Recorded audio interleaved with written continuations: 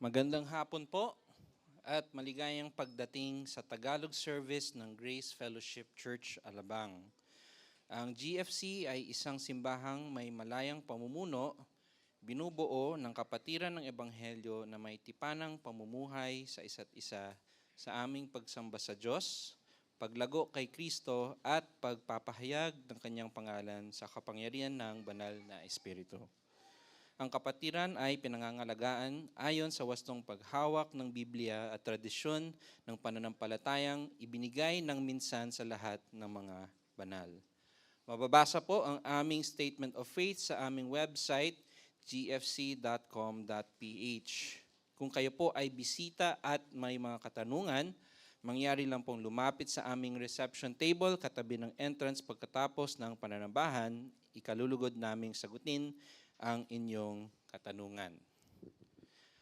Ngayong hapon po, si Kuya Carlo Leal ang mag-preach at umpisahan po natin ang pangatlong chapter sa Ecclesiastes or mga ngaral. And kung sinusundan niyo po yung series natin, napaka-interesting po at napaka-unique. Kasi for ilang years, usually mga sulat ni Pablo ang pinag-aaralan natin, but napakaganda at napakalalim ang mga lessons that we've been learning sa Ecclesiastes. At as always po, ang ating worship songs this afternoon ay makakatulong sa ating pag-aaral, pag-iisip tungkol sa mga tema at pag-aaralan natin. Starting with our first song, Immortal Diyos naming tanging maalam. No, kung saan po kasama sa lyrics, malwalhating tunay, wala kang hanggan, ngalan mong dakilay pinararangalan.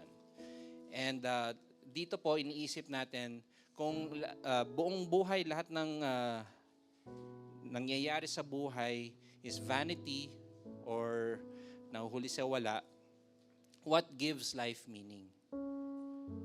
What gives life meaning? Nothing, no one else but God the Father. Then our second song, English naman, The Sands of Time Are Sinking. At yung huling verse ng song na to, no, napakaganda ng sinasabi. Sinasabi po sa langit, the bride eyes, not her garments. Dito tayong simbahan, the bride of Christ, does not look at her garments, but at her dear bridegroom's face, si Kristo. I will not gaze at glory, but on my King of grace. Not at the crown he giveth, but on his pierced hand. The Lamb is all the glory of Emmanuel's land. So, hindi po ang langit, hindi even salvation itself ang habol natin, kundi ang ating Panginoong Diyos. And then our third song, Tunay Kang Matapat, or Great is Thy Faithfulness, kung saan po kakantahin natin, tag-araw, tag-ulan, at tag-ani. Araw, buwan, bituin sa gabi, nag-aawitang lagit sumasaksi, sa katapatan mong anong laki. Kung saan po parang ang sinasabi natin, life, panapanahon lang yan. Seasons come and seasons go. But tayong mga sinave ni Christ, we have God who is unchanging and He never fails. Kaya po, let's meditate, let's think about the lyrics, wag lang natin basahin sa screen, and let's worship God together. Tayo po ay tumayo, and let's sing together.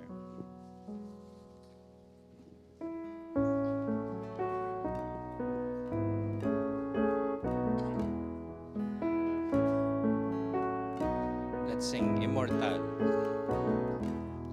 Immortal Diyos naming tanging maalam, liwanag na lantay di malapitan, malwalhating tunay, wala kang hanggan, ngalan mong dakilay pinararangalan.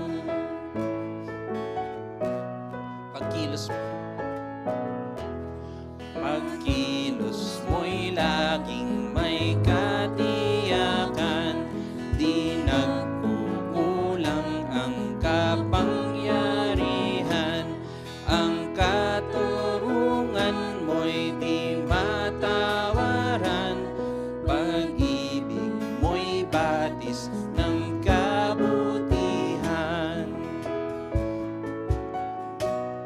malwalhati.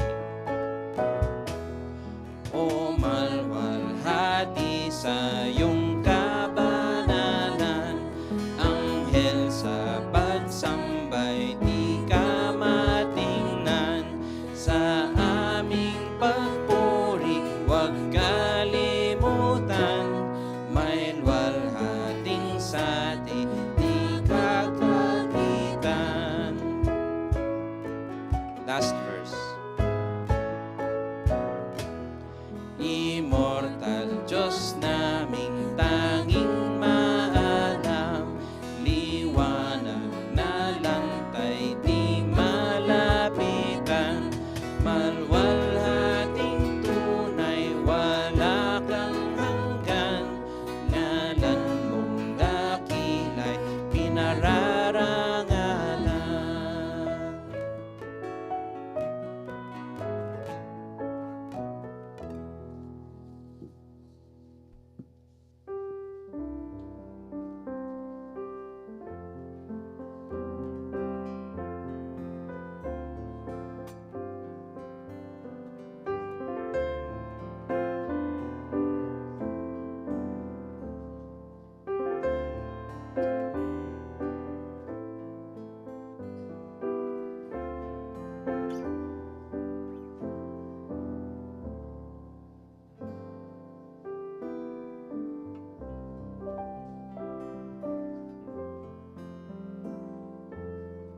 Let's sing. The sands of time are sinking.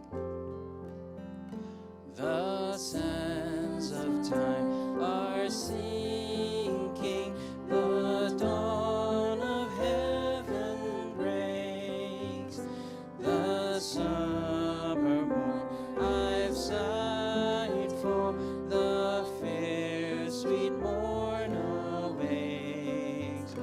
Dark, dark hath been the midnight, but day spring is at hand, and glory, glory dwelleth in Emmanuel's land.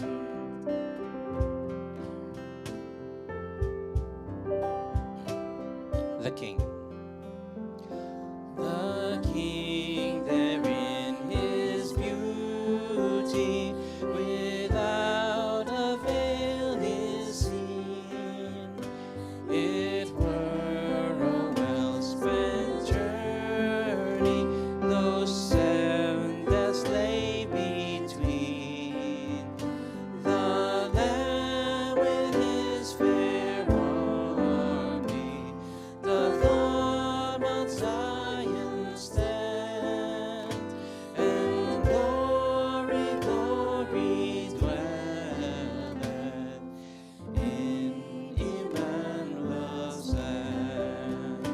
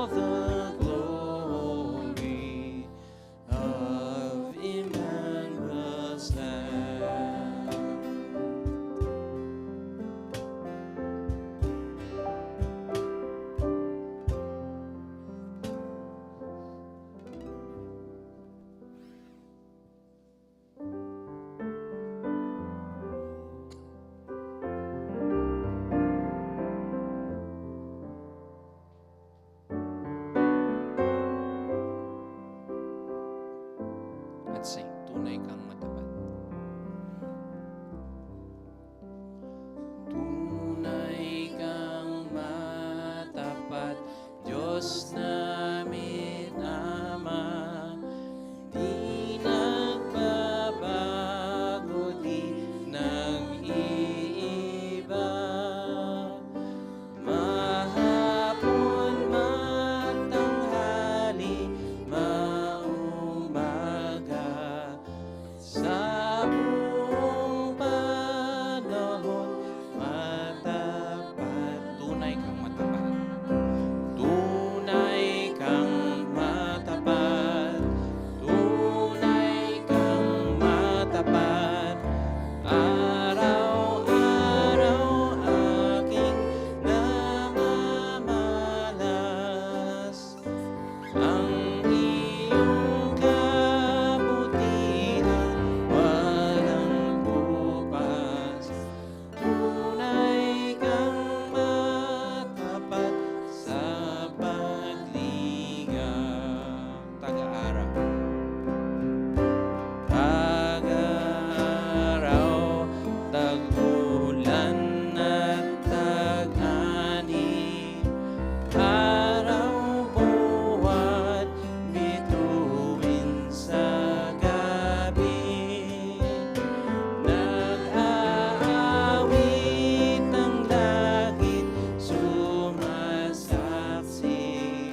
sa katapatan mo, anong laki. Tunay kang matapat. Tunay kang matapat. Araw-araw aking namamalas ang iyong kabutihang, walang kupas. Tunay kang matapat sa paghinga. Kapatawaran at kapayapaan,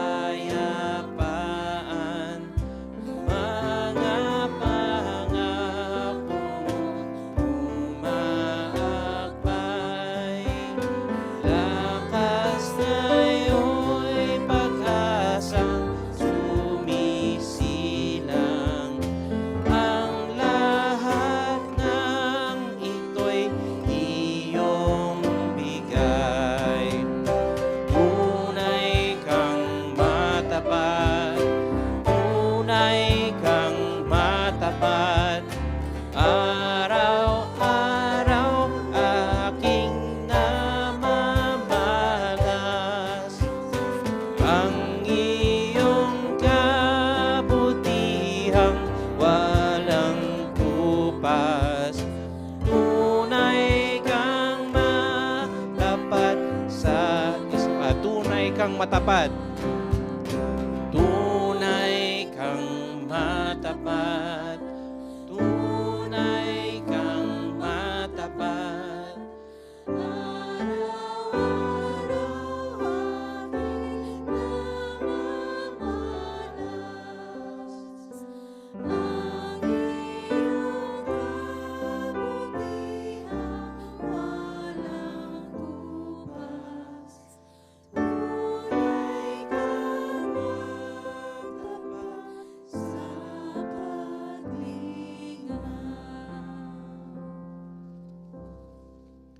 Manatili pong nakatayo para sa scripture reading.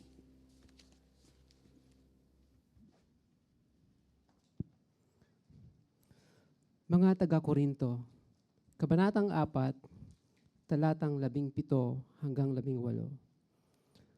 Ang bahagya at panandaliang kapighatiang dinaranas namin ngayon ay magbubunga ng kagalakang walang hanggan at walang katulad. Kaya't ang paningin namin ay nakatuon sa mga bagay na di nakikita at hindi sa mga bagay na nakikita. Sapagkat panandalian lamang ang mga bagay na nakikita, ngunit walang hanggan ang mga bagay na di nakikita. Mga taga-Korinto, Kabanatang 4, talatang 17 hanggang 18, maaari na pong maupo.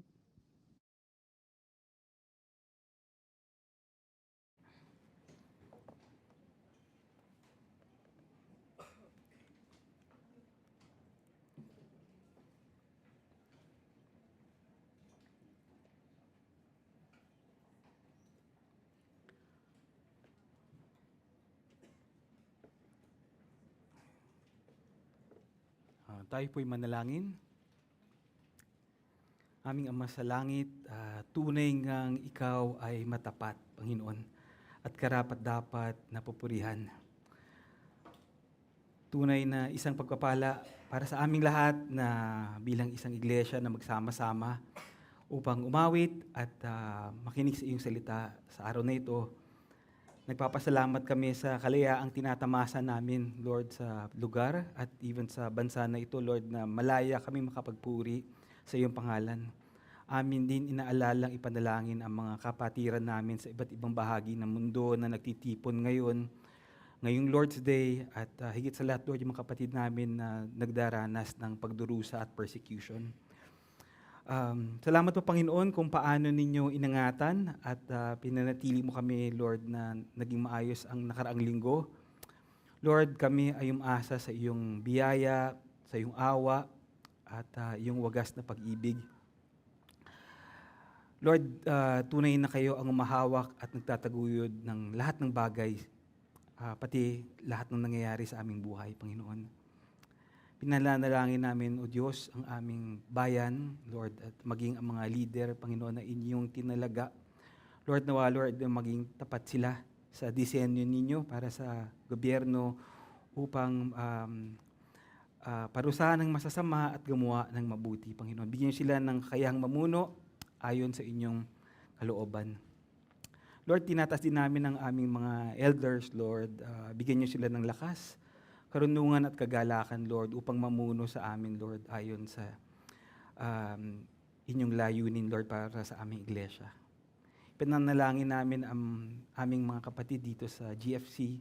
Panginoon, alam ninyo ang bawat isa, alam ninyo kung sino may sakit, kung sino may pangangailangan, Panginoon.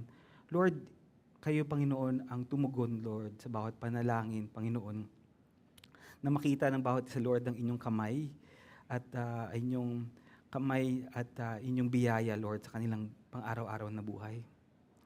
Lord, tinataas namin ang panahon, ang oras na ito na kami magkakasama-sama. Lord, nawa, Lord, ang inyong banal na Espiritu, Lord, magbukas sa aming puso at isipan sa aming pakikinig sa inyong salita. Lord, itago niyo ko sa likod ng krus. Lord, nawa ay ako'y maging tapat lamang sa iyo at inyong salita. Dalangin namin ito sa matamis ng pangalan ng aming Diyos at tagapagligtas ni si Jesus. Amen. Maaari ko po bang anyayahan ang lahat po, yung natumayo, kung yung mga may kaya lang pong tumayo, medyo mahaba po yung ating babasahin. Mangaral, ikatlong kabanata, talata 1 hanggang 22. Sa bawat bagay ay may kapanahunan at panahon sa bawat bagay sa silong ng langit. Panahon upang isilang at panahon upang mamatay. Panahon ng pagtatanim at panahon upang bunutin ang itinanim. Panahon ng pagpatay at panahon ng pagpapagaling. Panahon ng paggiba at panahon ng pagtatayo. Panahon ng pag-iyak at panahon ng pagtawa. Panahon ng pagtangis at panahon ng pagsayaw. Panahon ng paghahagis ng mga bato at panahon ng pagtitipon ng mga bato, panahon ng pagyakap at panahon ng pagpigil sa pagyakap, panahon ng paghahanap at panahon ng pagkawala, panahon ng pagtatago at panahon ng pagtatapon, panahon ng pagpunit at panahon ng pananahi, panahon ng pagtahimik at panahon ng pagsasalita, panahon upang magmahal at panahon upang masuklam, panahon ng digmaan at panahon ng kapayapaan. Anong pakinabang ang natatamo na manggagawa sa kanyang pinagpapaguran? Aking nakita ang gawain na ibinigay ng Diyos sa mga anak ng mga tao upang pagkaabalahan. Ginawa niya ang bawat bagay na maganda sa kapanahunang iyon. Inilagay rin niya ang walang hanggang sa isipan ng tao. Gayon may hindi niya malalaman ang ginawa ng Diyos mula sa pasimula hanggang sa wakas. Nalalaman ko na walang mas mabuti para sa kanila kundi ang magsaya at misayahan habang sila'y nabubuhay. At kaloob ng Diyos sa tao na ang bawat isa ay kumain, uminom at masiyahan sa lahat ng kanyang pinagpaguran. Nalalaman ko na anumang ginagawa ng Diyos ay mananatili magpakailanman. Walang bagay na dadagdag doon o anumang bagay na maaalis. Gayon ang ginawa ng Diyos upang ang tao ay matakot sa harapan niya. Ang nangyayari ay nangyari na at ang mangyayari pa ay nangyari na at hinahanap ng Diyos ang nakaraan na. At bukod dito ay aking nakita sa ilalim ng araw na sa dako ng katarungan ay meron ding kasamaan. At sa dako ng katwiran ay meron ding kasamaan. Sinabi ko sa aking puso, hahatulan ng Diyos ang matuwid at ang masama, sapagkat nagtakda siya ng panahon sa bawat bagay at sa bawat gawa. Sinabi ko sa aking puso tungkol sa mga tao na sinusubok sila ng Diyos upang ipakita sa kanila na sila'y mga hayop lamang, sapagkat ang kapalaran ng mga anak ng tao at ang kapalaran ng mga hayop ay magkatulad. Kung paanong namatay ang hayop, namamatay din ang tao. Silang lahat ay may isang hininga. Ang tao ay walang kalamangan sa mga hayop sapagkat lahat ay walang kabuluhan. Lahat ay tumutungo sa isang dako, lahat ay buhat sa alabok, at lahat ay muling babalik sa alabok. Sinong nakakaalam kundi ang spiritong tao ay umaakyat sa itaas at ang spirito ng hayop ay bumababa sa lupa. Kaya't aking nakita na walang bagay na mas mabuti kundi ang tao ay magpakasaya sa kanyang mga gawa sapagkat iyon ang kanyang kapalaran. Sinong makakapagpakita sa kanya kung anong mangyayari pagkamatay niya? Salamat po, maaari na po kayo mo po.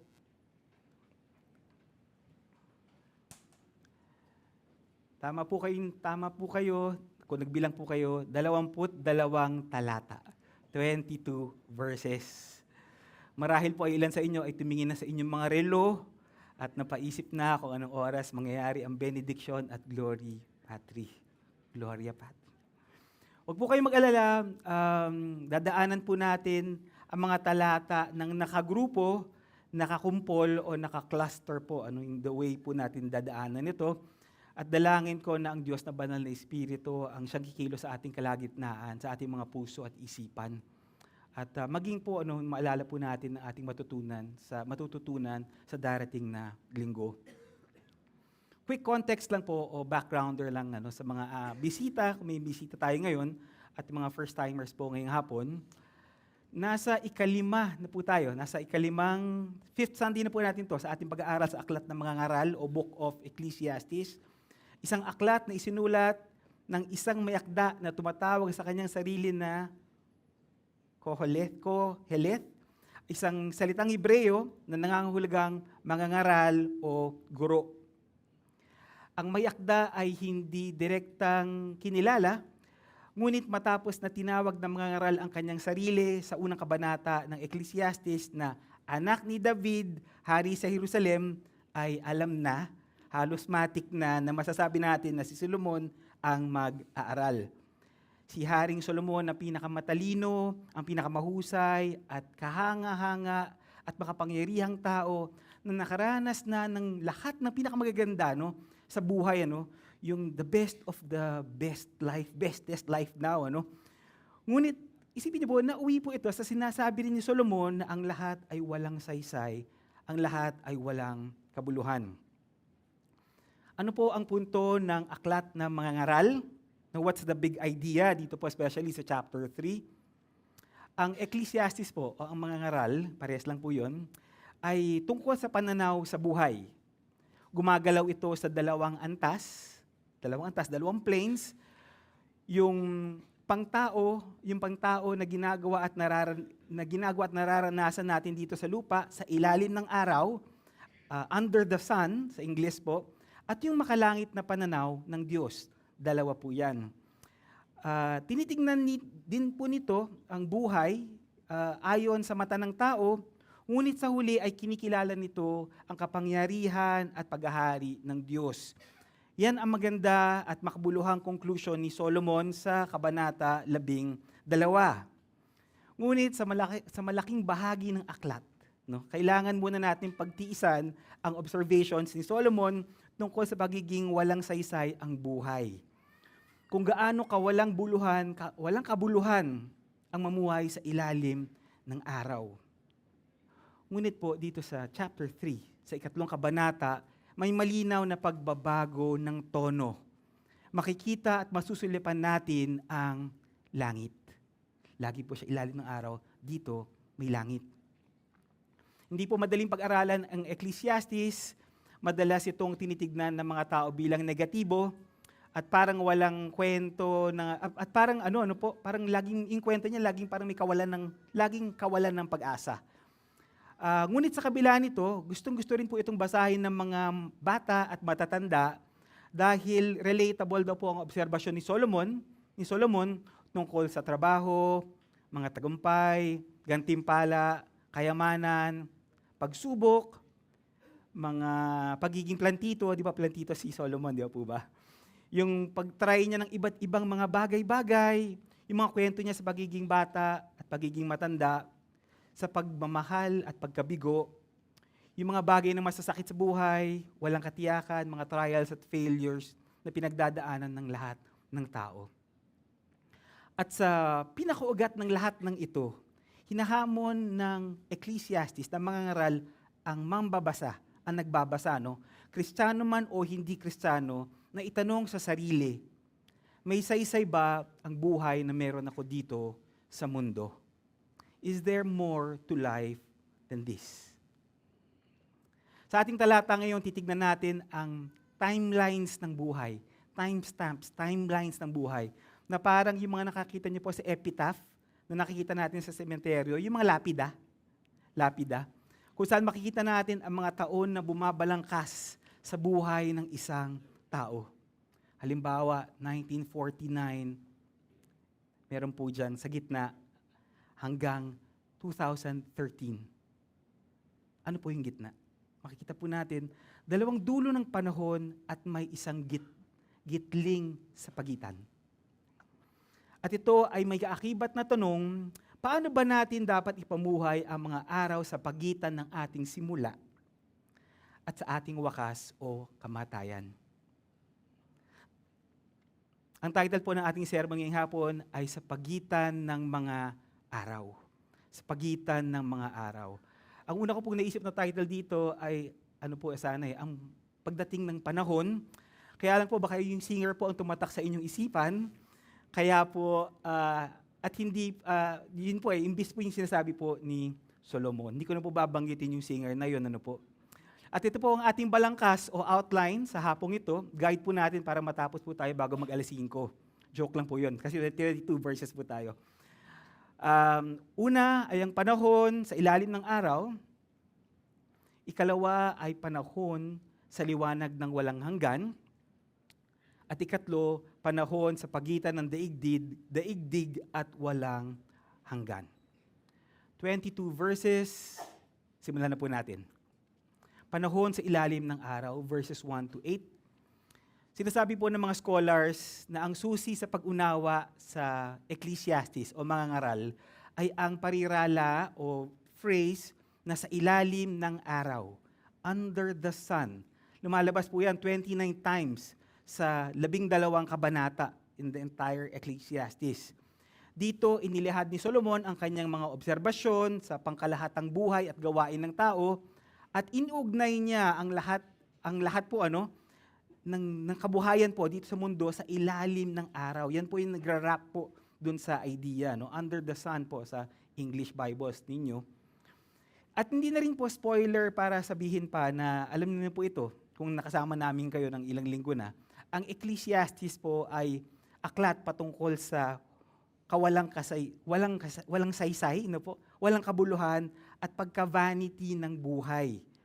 Ngunit po, gaya na nabanggit ko kanina dito sa chapter 3, may malinaw na pagbabago. Mula sa kanyang karaniwang pananaw na sa ilalim ng araw, dito po tumingala si Solomon at sinilip ang mga bagay mula sa perspektibo ng langit. Makita niyo po dyan sa silong ng langit. Verse 1.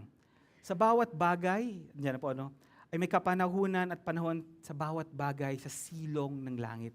Dito po sa verse 1, sinasabi ni Solomon na may tamang panahon at layunin ang lahat ng bagay sa bawat pangyayari. Mula sa palaging paulit-ulit na pahayag ni Solomon ang nakawalan ng pag-asa sa ilalim ng araw, dito gumagamit nga siya ng ibang parirala. Silong ng langit, sa ilalim ng langit. Hindi po ito, pero actually po, kung susuriin niyo, hindi po itong unang pagkakagamit ni Solomon ng pariralang sa ilalim ng langit o silong ng langit. Sa katunayan po, parehas lang po ang ibig sabihin nito sa ilalim ng araw. Pero po, kapansin-pansin sa kabanata dito, sa ikatlong kabanata, ay tinitingala na ni Solomon ang langit. Lampas na po siya sa araw. Sa wakas po, binibigyan tayo ni Solomon ng sulyap sa banal na layunin at soberanya ng plano ng Diyos. Ang Diyos na siyang nagtakda at kumukontrol sa panahon at nagbabalangkas ng bawat bagay sa ilalim ng langit. Mahalaga po ito na ipakita na sa bawat pangyayaring itinakda ng Diyos at bawat yugto ng ating buhay ay may layunin ang Diyos. May purpose. Inintroduce po ni Solomon na may purpose dito po sa chapter 3. Verse 2. Panahon upang isilang, panahon upang mamatay, panahon ng pagtatanim, panahon upang bunutin ang itinanim, panahon ng pagpatay, at panahon ng pagpapagaling, panahon ng pag-iba at panahon ng pagtatayo, panahon ng pag-iyak at panahon ng pagtawa, panahon ng pagtangis at panahon ng pagsayaw. May confession po ako dito. Hindi ko po kayang daanan itong bahagi ng Ecclesiastes na to, lalo na po sa English na version po nito, na walang musikang tumutugtog sa aking tenga at isipan.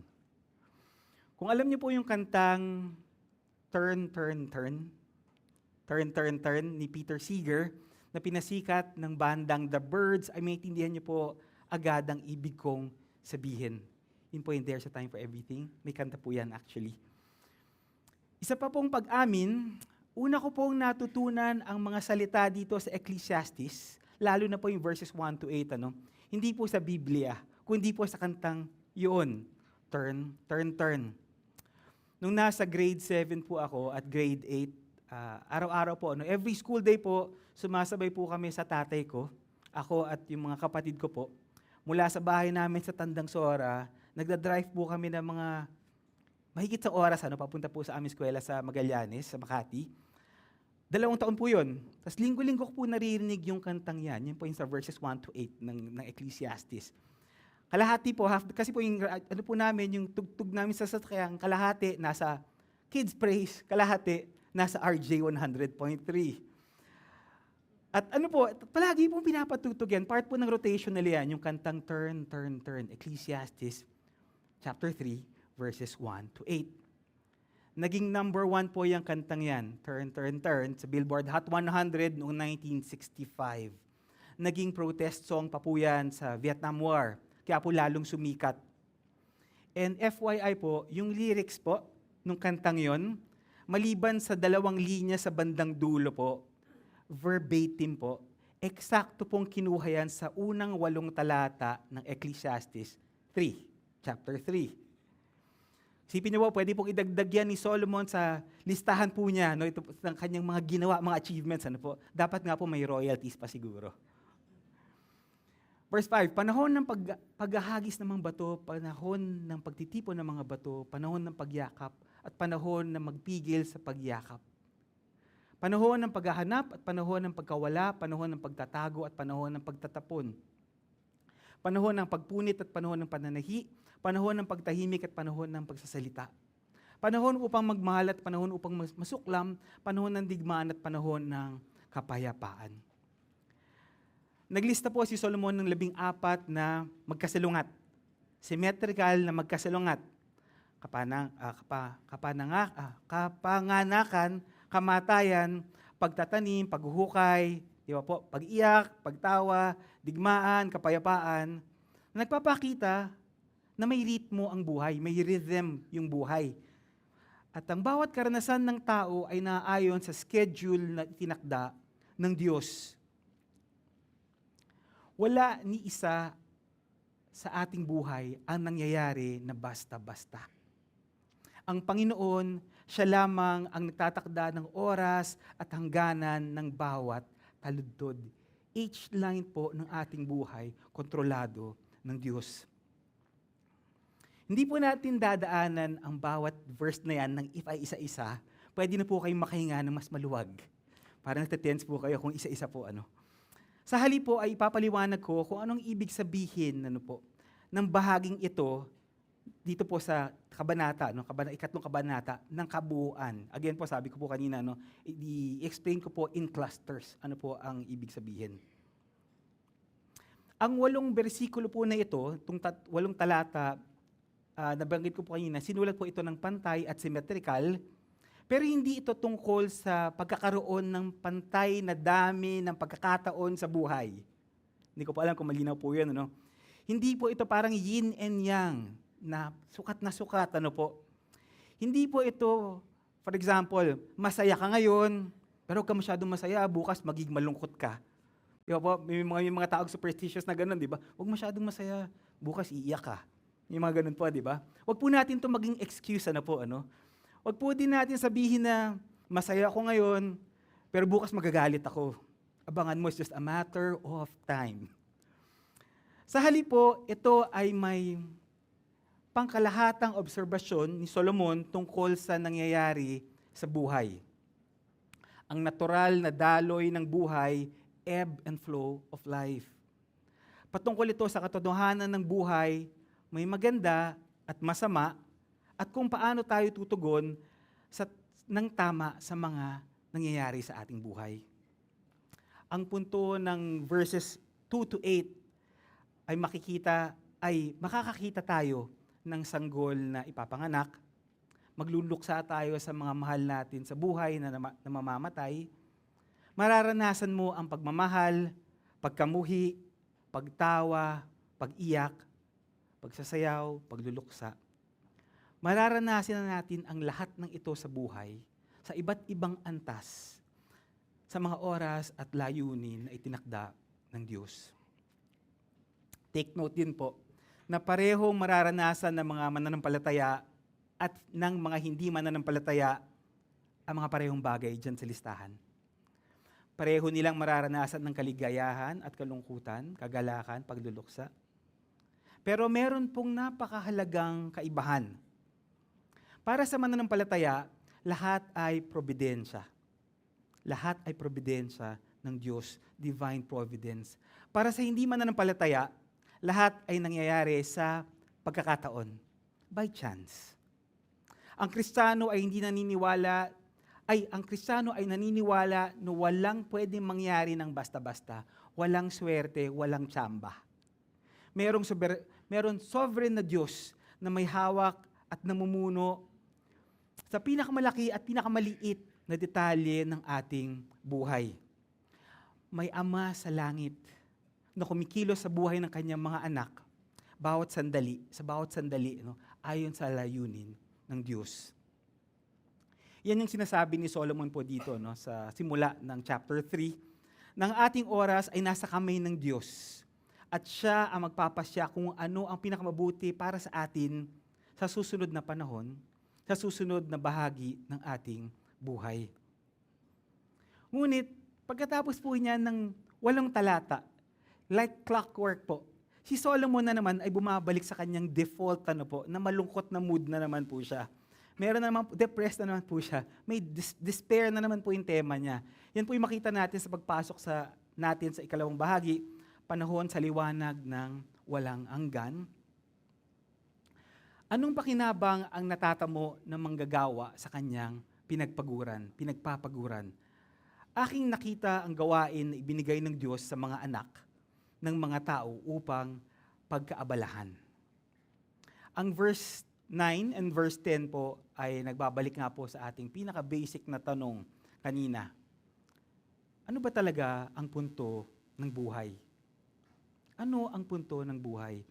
Gumigising ka, naliligo, nagsisipilyo, bumabiyahe papunta sa trabaho o paaralan, naghihintay ng tanghalian, magtatrabaho ulit sa hapon, tapos uuwi, matutulog, gigising ulit, maliligo, magsisipilyo, paulit-ulit na cycle. Para saan ba ang mga ito? Bumabalik si Solomon sa paulit-ulit niyang tanong sa Ecclesiastes, sa mga ngaral, anong punto ng pagpapagod? Anong punto ng buhay? Ngunit po sa unang pagkakataon ay nagbibigay si Solomon ng sagot. At ito ay tumutukoy sa soberanya ng Diyos sa talata 11. Ginawa niya ang bawat bagay na maganda at kapanahunan niyon.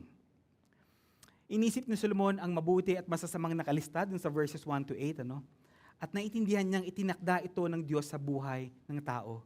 Dito po sa verse 11, sinasabi niya sa English po, He has made everything beautiful in its time. Ang ibig sabihin po na maganda o beautiful dito po, sa parte na ito, ay hindi patungkol sa pagiging attractive sa panglabas na kaanyuan, kundi sa pagiging tama, pagiging akma, at mabuti sa tamang panahon. Important point po, na ipinapakita nito ang perpekto na timing ng Diyos kahit hindi pa natin nakikita ang buong larawan. Sinasabi rin ni Solomon na iniligay ng Diyos ang walang hanggang isipan ng tao, ng walang hanggang eternity in the hearts of men. Ibig sabihin po, may damdamin at pangunawa tayo na lampas sa sa buhay na ito, yung panandali ang buhay na ito. Alam natin na may mas malawak pang plano ang Diyos. Inilagay rin niya ang walang hanggan sa isipan ng tao. He has placed eternity in the hearts and minds of man. Ito ang disenyo ng Diyos. Nagkaroon ang tao ng pananabik sa puso, sa isipan, para sa walang hanggan, eternity. Ang tinatawag nating God-shaped hole. Isang kakulangan sa kaluluwa at puso ng tao na tanging Diyos lamang ang makakakumpleto, ng tanging Diyos lamang ang makakapuno. Alam ito ng lubos ni Solomon. Si Solomon na may lahat-lahat sa buhay. Di ba? Alam na natin, pagdating sa karunungan, check. Pagdating sa katanyagan, check. Pagdating sa kapangyarihan, check. Pagdating sa kayamanan, check. Pagdating sa asawa, 700, check, check, check. Pagdating sa concubines, na naman, 300 concubines, 700 wives. Pagdating sa servants, napakarami. May sarili siyang entertainment system ng mga tao mismo. Lahat at his beck and call. Lahat na maaaring naisin ng isang tao ay meron si Solomon. Isipin niyo po yun. Ngunit alam din po ni Solomon na may vacuum sa puso ng bawat tao na hindi mapupunan ng kahit sinong nilalang o kahit ano pa mang bagay. Kahit pa po latest model yan ng Tesla, o kahit pa po ano pa ba yung latest sa mga gamers, PlayStation 5 Slim. Sa kasamaang palad po, maraming sa atin ang ginugugol ang buhay sa paghahanap ng bagay o tao. Mahilig po tayong humanap ng substitutes for eternity. Mga libangan, maging trabaho, sports, travel, mga gawain sa pamilya, at marami pang iba. Just fill in the blanks. Alam niyo po yan. Wala pong masama sa mga nabanggit ko. Mabuti at biyaya ang mga yan mula sa Diyos. Ngunit kung ang mga biyayang yan ang magiging focus at goal natin sa buhay, magkakaroon po tayo ng problema.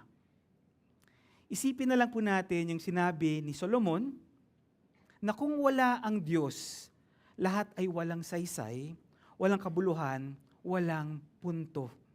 Apart from God and eternity, all is vanity, all is meaningless, everything is pointless. Verse 11, yung katuloy po. Gayon may hindi niya malalaman ang ginawa ng Diyos mula sa pasimula hanggang sa wakas.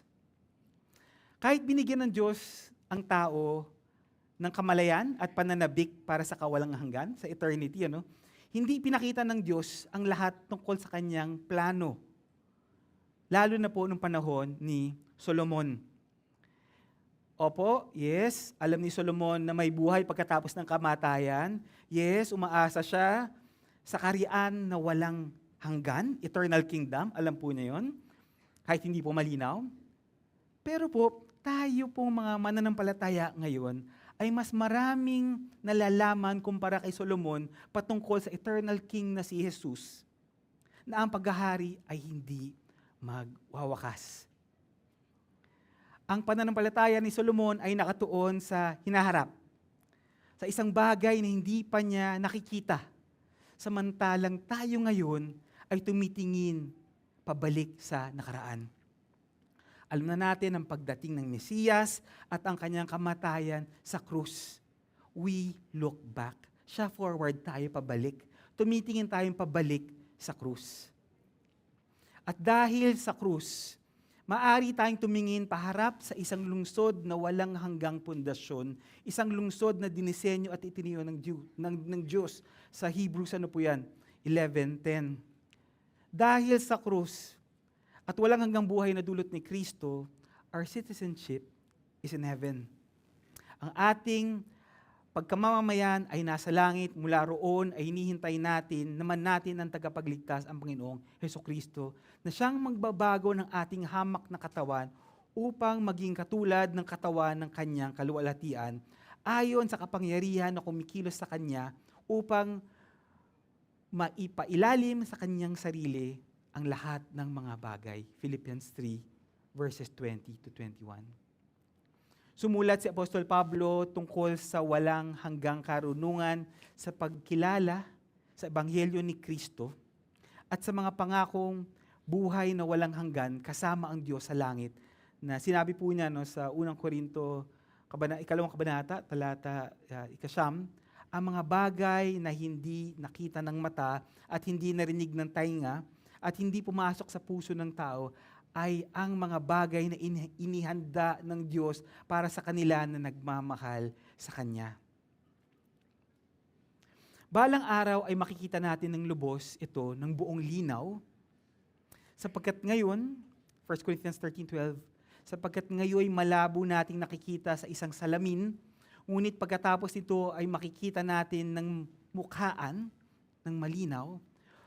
Ngayon bahagi lamang ang nalalaman ko, sabi ni Pablo, ngunit pagkatapos ay lubos ko mauunawaan kung papaanong ako ay lubos na nakikilala. Sa ngayon po, kahit malinaw na po sa atin ang krus, meron po tayong hindi perpektong kaalaman pa rin at pangunawa hanggang makabalik si Jesucristo. Hanggang sa panahon na yun, ibinibigay sa atin ng Diyos ang patuloy na pananabik at pananabik sa walang hanggan, sa eternity. Nilagay po yun ng Diyos sa ating mga puso. Sabi po ng early church father ni si Augustine po, tungkol sa pananabik for eternity, sabi po niya, nilikha mo kami para sa iyo at ang aming puso ay hindi mapalagay hanggang sa sila'y mapahinga sa iyo. You have made us for yourself and our hearts are restless until they rest in you. God-shaped hole, a vacuum that no one can fill. Ibinigay ng Diyos sa tao ang pagnanais at paghahangad ng langit, kahit hindi pa lubos ito na nauunawaan ng yung concept ng eternity, Yun nga po ang dahilan kung bakit po si Solomon na naman po ay dahil po sabi niya kung hindi naman daw po lubos na maunawaan ang kawalang hanggan ng eternity, bumalik po si Solomon doon sa default mode po niya sa ilalim ng araw sa verse 12. Sabi po diyan, nalalaman ko na walang mas mabuti para sa kanila kundi ang magsaya at masiyahan habang sila'y nabubuhay. Sa verse 13 po, at kaloob ng Diyos sa tao na ang bawat isa ay kumain, uminom at masiyahan sa lahat ng kanyang pinagpaguran. Mayroon pong pagkabalisa sa puso, isang kalungkutan sa mga bagay sa mundong ito, laging kulang, pero hindi po ito ganap na nauunawaan kahit pa may pananabik for eternity. Muli, nakikita natin si Solomon na may pag-aalangan sa pagitan ng dalawang pananaw. yung makamundong pananaw sa ilalim ng araw, at yung walang hanggan na perspective, yung vertical at yung horizontal na perspective po. Ipinapakita po niya dito yung dalawang argumento para po siya nagdidebate sa kanyang sarili. Sinasabi po niya na kung ang fallen man, ang taong hindi kumikilala sa Diyos, kung ang taong ito ay hindi niya maintindihan ang eternity, mas mabuti pa daw po na sulitin na niya ang kasalukuyan. Yung dito at ngayon, the here and now. Sulitin na daw po niya ang kanyang kaligayahan sa lupa. Yun po yung isang argument niya. Dahil po sabi niya, kahit iyon ay regalo pa rin mula sa Diyos. Yung taong walang pag-asa, sulitin mo na yung buhay mo dito. Kasi ito na yung best life mo. For once, agree po ako kay Joel Austin, kung kasi po, ito na po yung best life ninyo, wala nang kasunod, sulitin mo na, eat, drink, and be merry. Ngunit isa pong paglilinaw, hindi po ito command. Sarcastic po si Solomon dito. Kasi baka isipin niyo po, sabi sa sermon, itodo mo na. Baka pati po yung kasamaan, itodo niyo na rin. Ano? Hindi po yun ang take away dito sa eat, drink, and be merry. Ito po ay isang pesimismo na nagtatago sa optimismo. Pessimism hiding in optimism. Kung susuriin po, ang sagot dito ay hindi ganap na kawalan ng pag-asa, may pasasalamat pa rin po actually kung susuriin niyo yung talata. Tanggapin ang pang-araw-araw na trabaho at simpleng kasiyahan, pagkain, inumin, kasiyahan, at ituring ang mga ito bilang mabubuting regalo ng Diyos. Kahit sa isang mundo na isinumpa dahil sa kasalanan, di ba, fallen world po, binibigyan pa din ng Diyos ang tao ng kakayahang makita ang kabutihan sa mga bagay-bagay. Kaya sinabi ni Solomon, sulitin ang mga ito ay regalo mula sa Diyos. Pagdating po sa verse 14, again, sabi ko po sa inyo, di ba, nag-vacillate po si Solomon sa dalawang argumento, nagdidebate siya sa kanyang sarili. Pagdating sa verse 14, muling tumingin si Solomon pataas sa Diyos na nasa langit. Sabi po dyan, nalalaman ko na anumang ginagawa ng Diyos ay mananatili magpakailan pa man, walang bagay na maidadagdag doon, anumang bagay na maaalis. Gayon ang ginawa ng Diyos upang ang tao ay matakot sa harapan niya. Verse 15, ang nangyayari ay nangyari na, at ang mangyayari pa ay nangyari na, at hinahanap ng Diyos ang nakaraan na.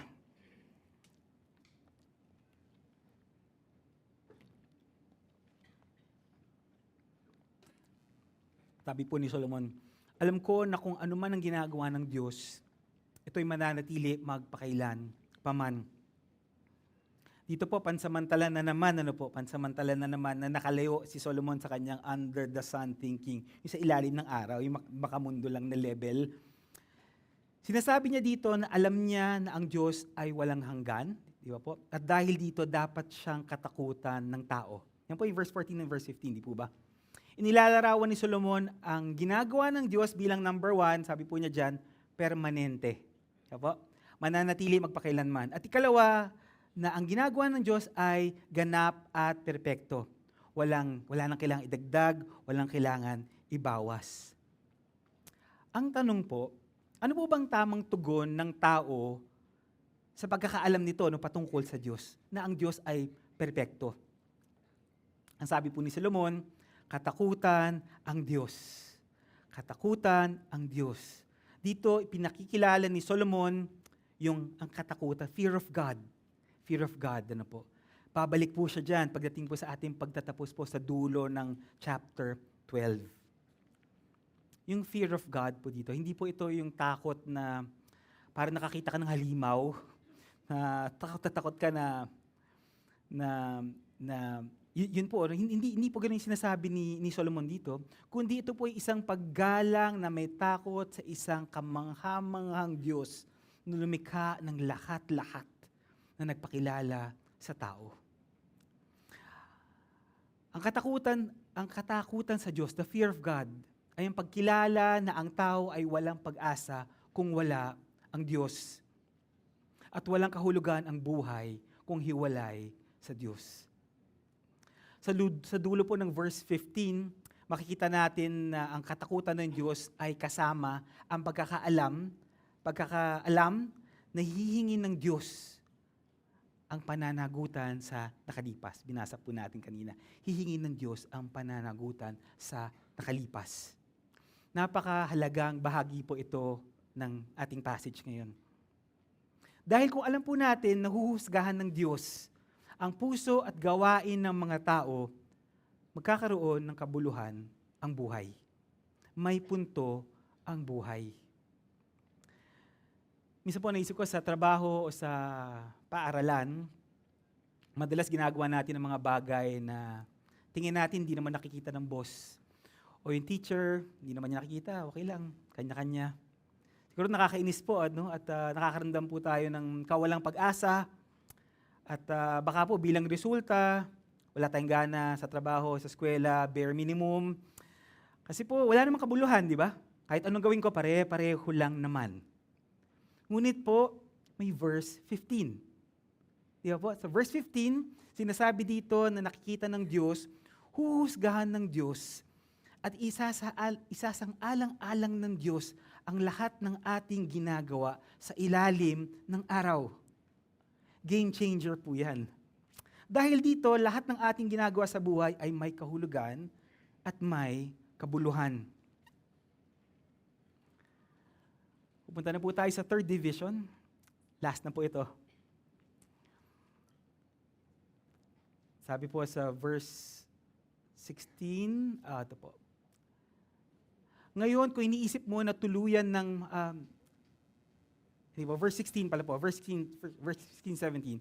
Pagdating po sa part ito, iniisip po natin lagi na parang siguro naman, after na-realize ni Solomon na may hukom, na nakakakita ng lahat, siguro naman by this time po, makakaalis na si Solomon sa kanyang under the sun thinking, yung pag-iisip niya, dahil nga alam na niya klaro na ang may perfectong hukom, may God, mayroong Diyos na who will judge all things.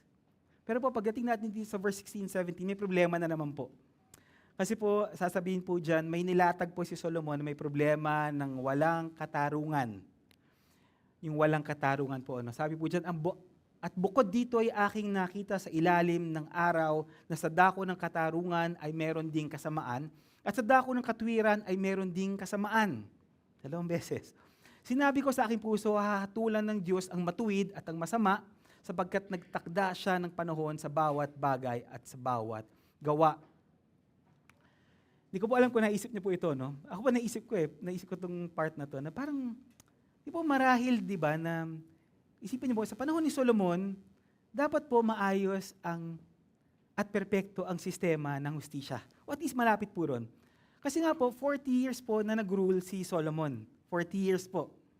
Pinamunuan po niya at di po ba siya ang pinaka-marunong na tao? Di po ba? Pero hindi po pala. May problema pa rin po. Maging sa Solomon mismo po, may problema pa rin. At mukhang nangyayari pa ito sa pinakamataas na antas. Sabi nga po roon sa lugar ng katarungan. Ibig sabihin po, mismo po sa hukuman, sa mga hukuman. Kahit po kasi si Solomon ang hari, meron pa rin pong mga hukom. Kung iniisip mo na ang kasamaan at katiwalaan ay imbento lang ng modernong panahon, tignan mo po ang talata dito sa verse 16.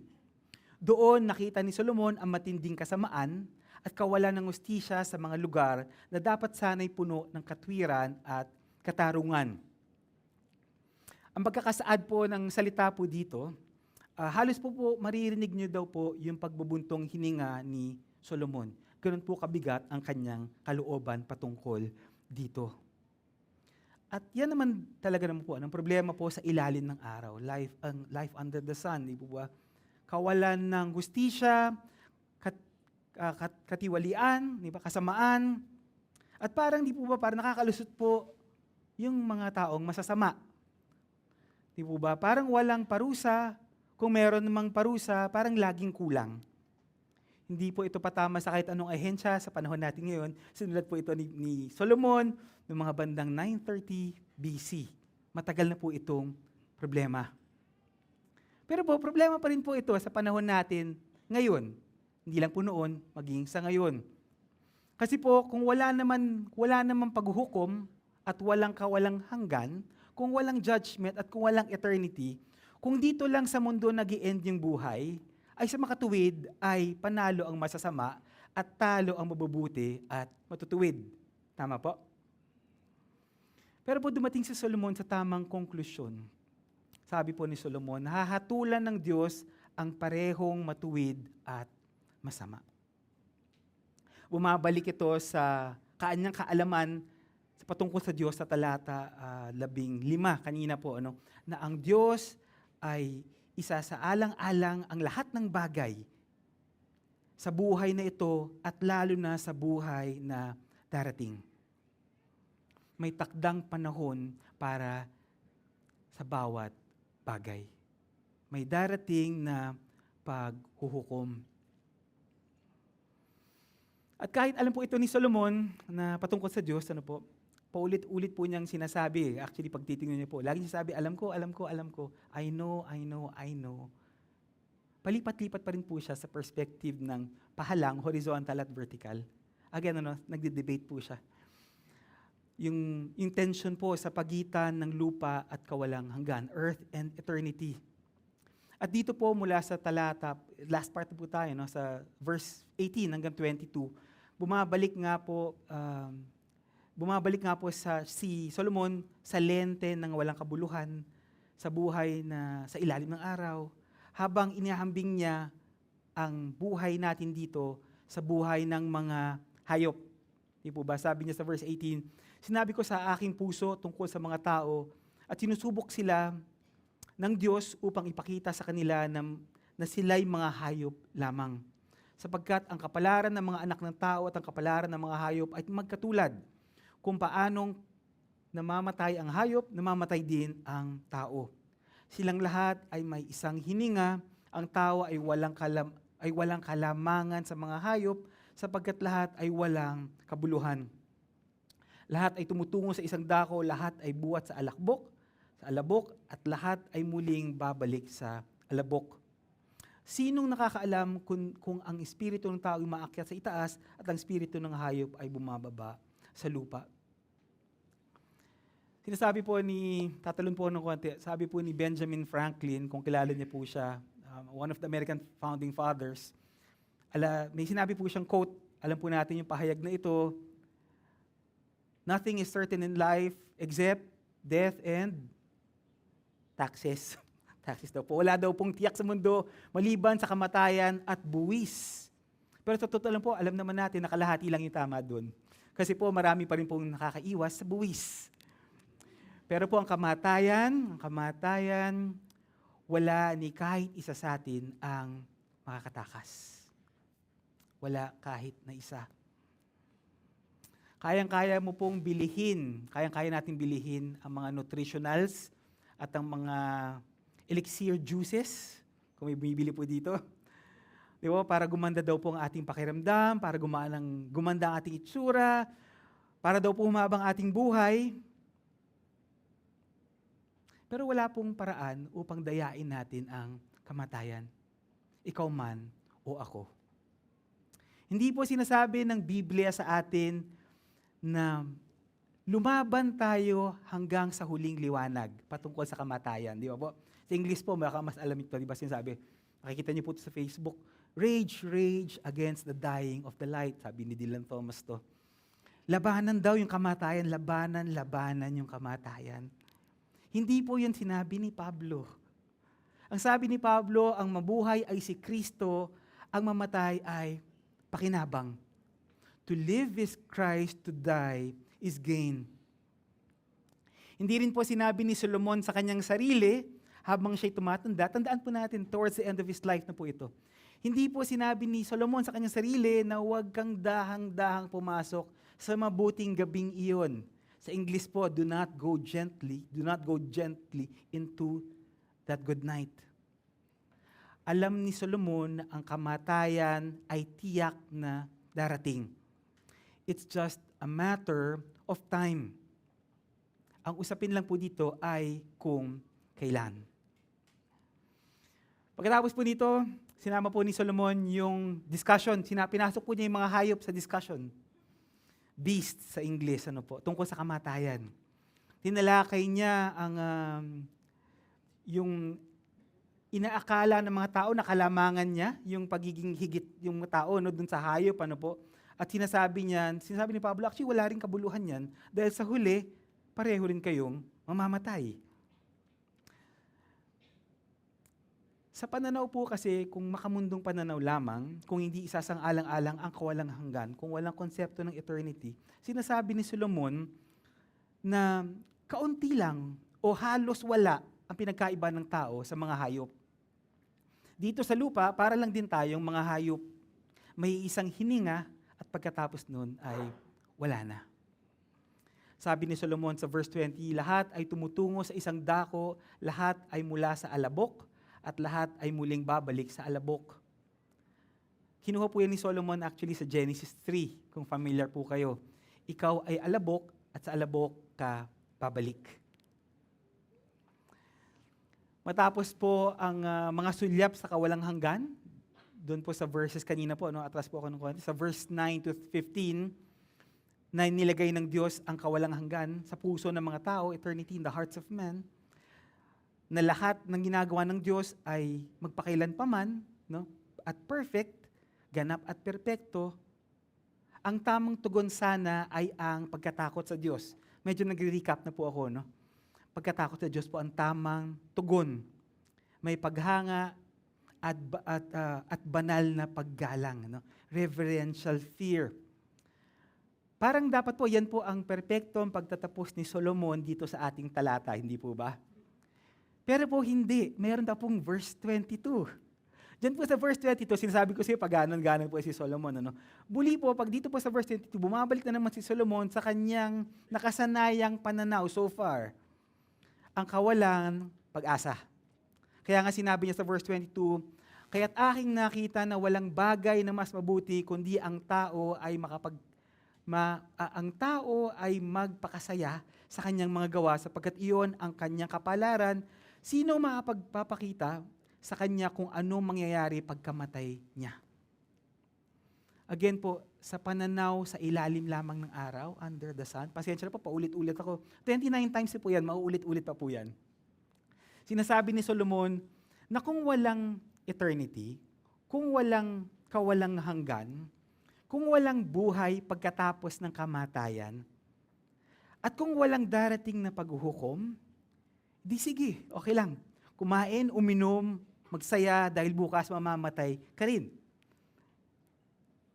Di po ba? Ang tao ay basta na lamang patungo sa kamatayan. Di po ba? Tapos ano po mangyayari kung ganito po yung kaisipan, ano po mangyayari sa pagkatapos ng kamatayan? Sinasasabihin po ng mga taong walang makalangit na pananaw, wala na. Pag namatay, lights out, blackout, tapos na. Wala po daw po tayong pinagkaiba sa mga hayop. Di po ba? Tinatapos ng kamatayan ang lahat, kaya't walang kahulugan ang buhay.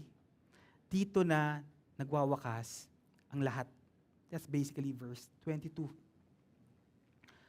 Ang mabuting balita po ay hindi nagtatapos ang Ecclesiastes, ang mga ngaral sa ikatlong kabanata, sa chapter 3.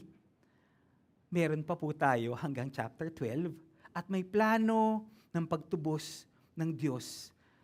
May plano pa po ang Diyos, yung redemption pa po kay Kristo Jesus. Ni lamang po tayo nabubuhay at namamatay under the sun, tayo'y nabubuhay sa ilalim ng maningning na bituin ng umaga. Si Kristo Jesus. Sa Revelation 22:14 po yan. May buhay na walang hanggan sa mga hinirang ng Diyos sa kaligtasan kay Kristo Jesus. Hindi po tayo nagtatapos dito. Hindi po tayo natatapos ating buhay sa pinagdadaanan natin dito sa mga panahong wala naman tayong control. Mga panahon na masaya, may panahon na masakit, mga panahon na pag nakakaranas tayo ng pagmamahal at pagkawala, pagtatayo, pagkabigo, pagtawa, pag-iyak. Darating ang mga araw na ito sa ating lahat. Gusto man natin o hindi. Lahat tayo ay dumaranas ng hirap sa relasyon, sa trabaho, sa finances, sa kalusugan. Mali nga po yung tinuturo ng mga prosperity teachers, di po ba? Na nagsasabing ligtas daw po ang mga Kristiyano sa lahat ng paghihirap. Name it and claim it lang daw po. Hindi po totoo yan. Alam po natin yun. Suriin lang po natin ang scripture, malinaw naman po. Patapos na po tayo, no? Mga kapatid, mga kaibigan, nabubuhay po tayong lahat sa pagitan ng simula at wakas. Nalala niyo po yung lapid na illustration ko kanina. May gitling sa gitna. Lahat po tayo ay mamamatay. Kaya ang tanong ay hindi kung mamamatay tayo, kundi paano natin igugugol ang ating mga araw sa pagitan ng simula at katapusan. Paano natin isasabuhay ang mga araw sa pagitan kung kailan tayo pinanganak at sa pagitan ng ating kamatayan. Marahil ay narito ka ngayon, isang teenager, isang binata, isang dalaga, tinatanong mo, paano ko ba masusulit ang buhay? O baka naman ikaw ay katulad na ni Solomon, hinog na sa karanasan, seasoned na, senior na, at ang tanong mo ay, nasayang ko ba ang aking buhay? Nasayang ko ba ang buhay ko? Ang sagot po ay nakasalalay sa kung paano mo titingnan ang kawalang hanggan. Kaya po, marahil ay ito po ang mas mahalagang tanong. Handa ka ba para sa kawalang hanggan? Are you ready for eternity? Tinatawag tayo na mamuhay na may pananabik sa kawalang hanggan. Na ang ating mga mata ay nakatuon kay Kristo. Ang tanging nating pag-asa sa buhay at kamatayan. Tumingala tayo at tignan ang pananaw ng Diyos sapagkat kung malinaw sa atin at nakikita natin na may Diyos na nagpaplano ng lahat-lahat sa ating buhay, lalong-lalo na sa pagtutubos niya ng ating buhay tungo sa kaligtasan, ay magbabago ang lahat-lahat. Ang bawat pagsubok, ang bawat luha, ang bawat sakit, lahat ng ito ay may kabuluhan sa kawalang hanggan. 2 Corinthians 4:17-18, ito po yung kaninang scripture reading natin, sapagkat inihahanda tayo nitong magaan at panandaliang kapighatian para sa walang hanggan at di masukat na kaluwalhatian, sapagkat hindi kami tumitingin sa mga bagay na nakikita, kundi sa mga bagay na hindi nakikita, sapagkat ang mga bagay na nakikita ay may katapusan, subalit ang mga bagay na hindi nakikita ay walang hanggan. Sabi po ni C.S. Lewis sa Mere Christianity, sabi po niya, kung may hinahangad akong karanasan na hindi kayang mapunan dito sa daigdig na ito, malamang ang paliwanag ay ginawa talaga ako para sa ibang mundo. Sa English po niyan, if I find myself a desire which no experience in this world can satisfy, the most probable explanation is that I was made for another world. Tayo po ay inilikha para sa ibang mundo. Isang mundo na higit pa sa mga bagay ng lupa. Tayo ay inilaan para sa langit. We are meant for heaven. Gaya nga po ng panalangin ni Jonathan Edwards, sabi niya, Panginoon, itatak mo ang kawalang hanggan sa aking mga mata. Itatak mo ang eternity sa aking mata. Kristiyano, mamuhay ka ngayon ayon sa makalangit na pagkakatawag. Lumakad ka ng karapat-dapat sa Ebanghelyo. Walk in a manner worthy of the gospel. Ituon ninyo ang inyong pag-iisip sa mga bagay na nasa itaas, hindi sa mga bagay na nasa ibabaw ng lupa, sapagkat kayo'y namatay na at ang inyong buhay ay natatagong kasama ni Kristo sa Diyos. Tayo po'y manalangin. Panginoon, nagpapasalamat po kami sa krus na nagbibigay buhay, nagbibigay kaligtasan, at nagbibigay pag-asa. Dalangin po namin na kung may mga tao dito sa aming pagtitipon na hindi pa nakakakilala sa inyo, Panginoon, tawagin niyo po sila. upang ikaw ay kanilang sambahin bilang Diyos at tagapagligtas.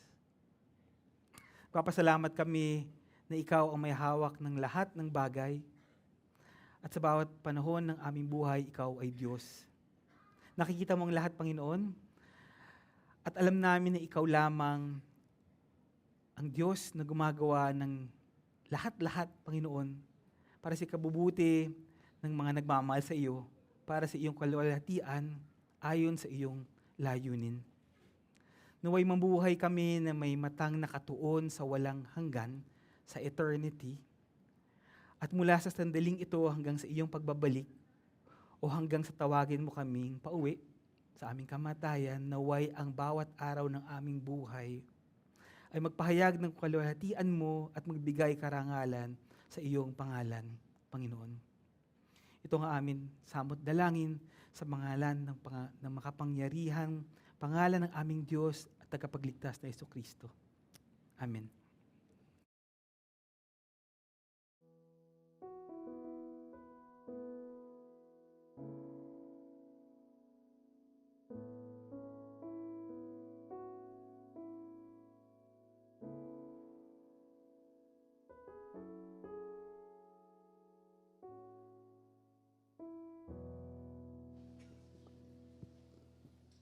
Sa buhay na ito ay makakaranas tayo ng kasayahan at kahirapan. Pag wala si Jesus, ang meron lang tayo, tulad ng mga hayop, ay mga aliw na panandalian at agad nawawala. Ngunit kay Kristo, ang panahong ito sa pagitan ay may layunin, kapayapaan, at masidhing pananabik na makasama siya. Do you desire to see Jesus? Kaya tayo po ay tumayo at kantahin po natin ang Come, Lord Jesus.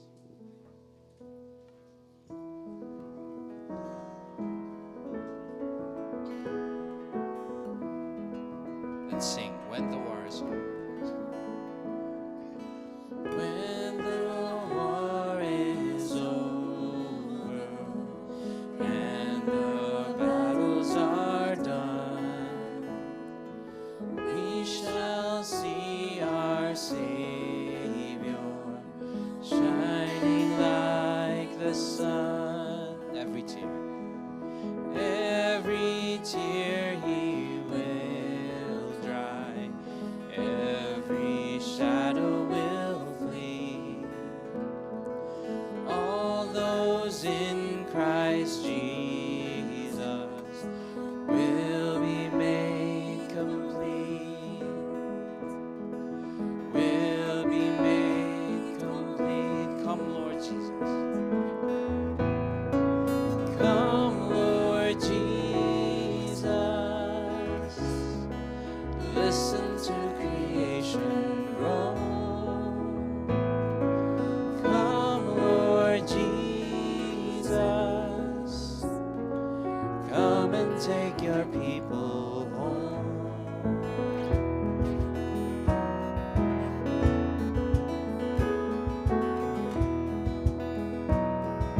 Every tongue will praise. Every tongue will praise Him. Every knee will bow. When we see our Savior riding on the clouds, riding on the clouds. Come, Lord Jesus. Come, Lord Jesus. Listen to creation grow. Come, Lord Jesus. Come and take your people home.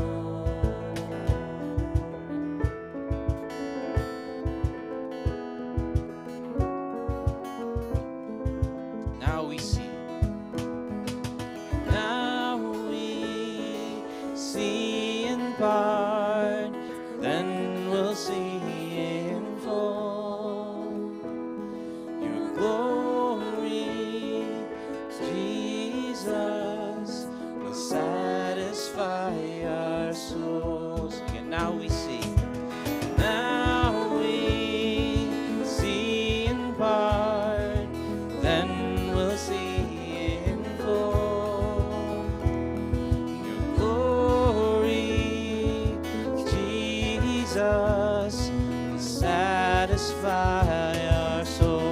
Come, Lord Jesus.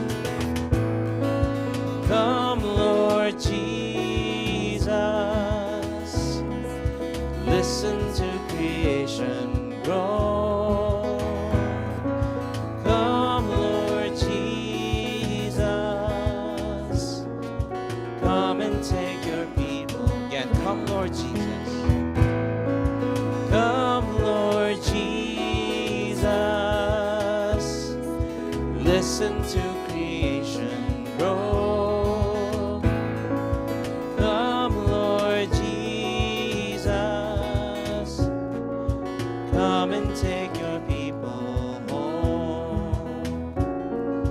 Come and take your people home. Come and take your people home.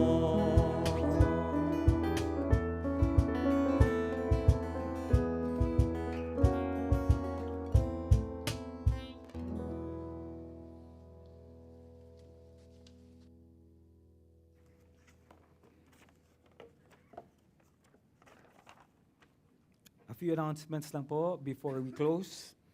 Una po, prayer meeting this Wednesday, February 4 at 7:30 via Zoom for GFC members. Kalawang announcement po, Tagalog Online Bible Study this Thursday naman po, February 5, 8 p.m. Join us po sa GFC Facebook Live.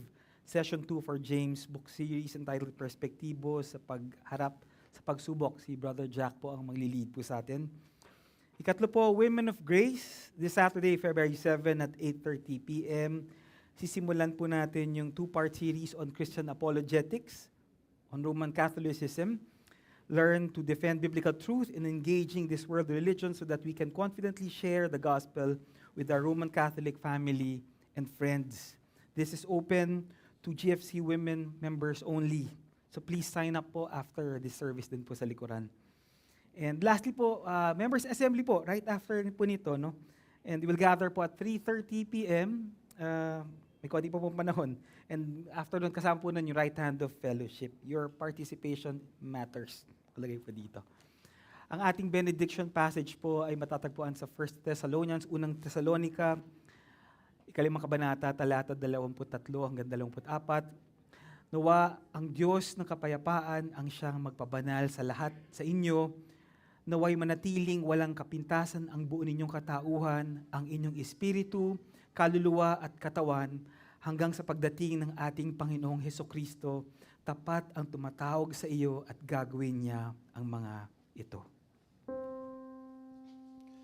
Glory be to the Father, and to the Son, and to the Holy Ghost, as it was in the beginning, is now, and ever shall be, world without end. Amen. Amen. God bless po.